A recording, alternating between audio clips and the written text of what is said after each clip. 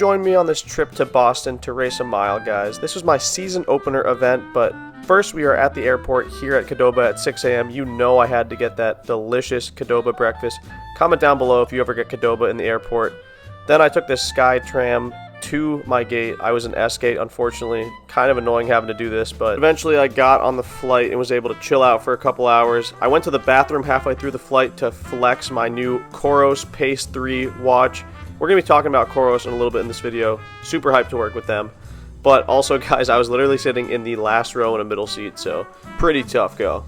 Anyway, we got to Boston at 4:30 EST, so my whole day was basically just spent traveling. That's what happens when you travel from west to east, but at this point, I headed to my sister Larkin's apartment in Boston. Once I got to the apartment, it was really good to see Larkin. She's showing me some delicious bread she made right here, but shortly after we got there, we had to run, so I decided to test out my new Coros heart rate monitor.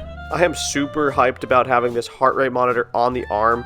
I've never been able to consistently use a heart rate monitor because I hate putting it on the chest, so I'm so pumped to show you guys a lot of this really accurate data of the arm heart rate monitor. Alright, about to do my shakeout off the plane. Pretty much was dark all day for me. In Seattle, I left when it was dark, and when I got here in Boston, it was sunset, so do my run with Larkin, and yeah. And the Run Club. So here's the data from the run that we did on Coros' app. Just a super easy 5.35 mile run, and the pace was super slow at 8:27 pace. Really cool how you can see how I'm in the aerobic endurance zone the whole time. And here we have the heart rate. Average of 134, which is so much lower than what my wrist heart rate read normally, so really cool that it's actually a lot more accurate with that arm heart rate monitor. Here's the elevation as well from the run. We actually had this big hill at like mile 2. It was kind of annoying, but we were all just jogging, so it really didn't impact me at all. Anyway, guys, I love this data on the Coros app, and if you're interested in any Coros products, check out the link in my bio because I really love this watch and I love this heart rate monitor on the arm.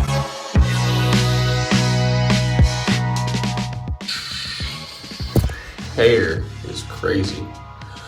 Comment down below what you think I should do with my hair. Tomorrow I will be racing December 2nd for the season opener invitational at Boston University. For those of you that don't know, Boston University is like one of the fastest tracks in the US. So luckily I have family in Boston, so shout out to my Uncle Eric for allowing me to stay at his house. Number one goal is to just focus on competing. Last week when I did that 5K and ran 14:22 on the roads and got 4th, I didn't even really care or look at the time at all, and I think that helped a lot. It allowed me to not be so nervous during the race about a time and obsessing on that stuff. So if there's one thing I've learned throughout the years, it's try not to focus on the time. The second thing is that I should expect this thing to be a shock to the system because it's the first official track race of the year. The next thing I'll say that's hype about this race in general is that this is the first year in like 4 years that I've actually started my track season at an appropriate time. I think that, you know, if I look back at the reason I haven't been as successful as I would have liked to be the last 4 years, obviously there was inconsistencies in my training, but another thing is that I feel like I got going too late and I kept trying to get cute with it, build up too much of a base in the winter and then try to race in the spring, but I never felt like I was fully ready. And I think it's really important for me to just jump into the cold water in December. And yeah, so I want to beat some people. Compete to the line. If you're competing to the line trying to beat someone versus trying to run a fast time, you just run faster. So competing allows you to run fast without thinking about it. So that's really just my goal. Compete. Right now I'm going to do my shakeout day before the race. I'm going to do 4-mile run and then 5 strides. Stretch, chill all day. The race is tomorrow early in the morning at 11 a.m. So I'm going to race, hang out with the fam a little bit after, and then get out of here and get back to Seattle. After I ran, I had a nice little sandwich for lunch, which was delicious. And then after that, I went to a bagel store with my uncle to grab some bagels for the next day. I like to eat those on race morning. And then I hit up Chipotle for dinner because I like to keep things consistent. I always eat Chipotle before I race. I think it's really important to try to eat the same thing the night before a race. So Chipotle is easy for me, so I enjoyed that.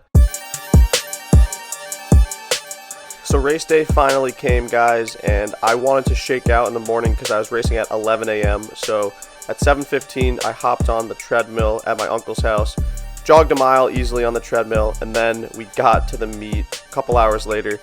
They resurfaced BU's track recently, so I'm showing it here. I think it's really nice, super fast track, best track in the world. and then it was time to finally race, guys. I'm rocking the headband in this race. Comment down below if you want to see me cut the hair or keep it going long. I haven't decided what I'm going to do for the rest of the season yet, but I was in Heat 2, so the pace was supposed to be paced for around 2:32 through 1K. And there we go, guys, we are off. I wanted to get to the front right away because in this type of situation, in a big field like this, you kind of want to be out of trouble. So I immediately went right to the front and waited for someone to cut in front of me from the outside lane. 31.6 through 209, which is absolutely perfect. That's a 30-second first 200, but the extra 9 meters add that last little bit of time to it. But I am in third place here at 400 meters and 61.86 through 409, which is really good pacing for just a low 4-minute mile, which is what the goal of today is, people. So just continued through here, 132.3 through 600, and I was feeling, honestly, it felt pretty tough at this point. I wasn't feeling good. I was starting to get a little bit concerned that this pace just wasn't feeling good, but I was trying to just focus on the guy in front of me. 202.99 at 809 meters, so kind of around 404, 405 pace here. The pacer steps off here at 1K. He did a great job. 233 through 1K, and I was sort of in that front mix still, lurching, waiting for my moment to potentially go. Right here, guys, is where I decided to make my move to the front. So I followed the Oregon kid, 305 at 1200. I felt like the pace was slow, and I probably should be able to kick. But guys, unfortunately, I got to this point with a lap to go, and I just started falling off. I have nothing to say. My legs felt terrible at this point. I was rigging home, and unfortunately, guys, closed it out terribly for a 409. All right, people, so I have a quick race recap. I'm back in Seattle now. It is about 4 or 5 days later. I wanted to process that race and not really come to a quick conclusion on what my thoughts were until I kind of had a better, clear mind and stuff. Number one thought is I messed up by running a mile. I probably should have just run a 5K. I ran 14:22 the week before in a just dinky turkey trot, and I have no doubt in my head and mind that if I ran a 5K, I could have run like, you know, a 14-minute 5K or something faster potentially, or in that low 14 range. I wanted to run a mile, and like my problem is that I love the mile so much and I always want to be fit for the mile, and right now clearly I am not sharp and fit for that mile based off of that race result. I thought I would be ready, and I wouldn't have flown across the country if I didn't think I was ready to run somewhere under 4:05 to the 4-minute range.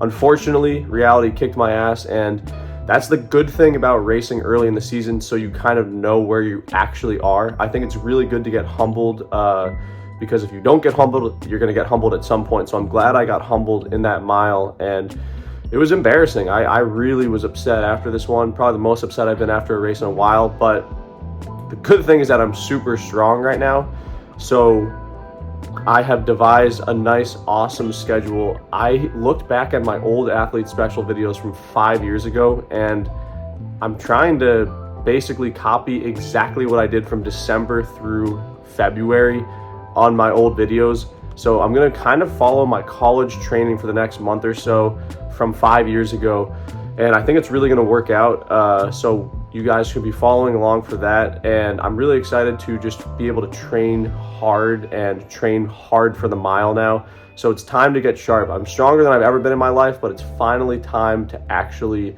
do the stuff that I was doing in college 5 years ago, because that was what got me to run sub 4. So, you know, if it worked once, maybe it'll work twice. So with that, guys, have a nice day, and we'll see you soon.